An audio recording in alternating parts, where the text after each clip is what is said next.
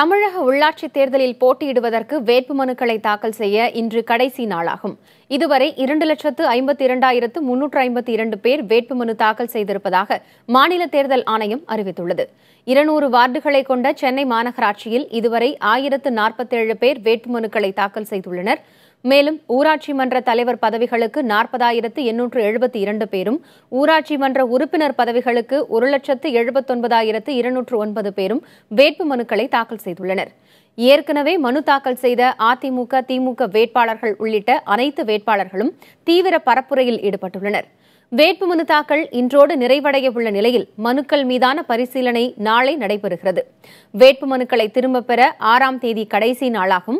உள்ளாட்சித் தேர்தல் வாக்குப்பதிவு வருகிற 17 மற்றும் 19ஆம் தேதிகளில் 2 கட்டங்களாக நடைபெறும் என்று தமிழக தேர்தல் ஆணையம் தெரிவித்துள்ளது.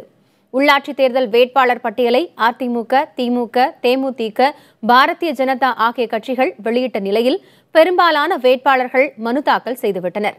இறுதி நாளான இன்று எஞ்சியுள்ள கட்சி வேட்பாளர்களும் சுயேட்சைகளும் அதிக அளவில் வேட்புமனு தாக்கல் செய்வார்கள் என தெரிகிறது.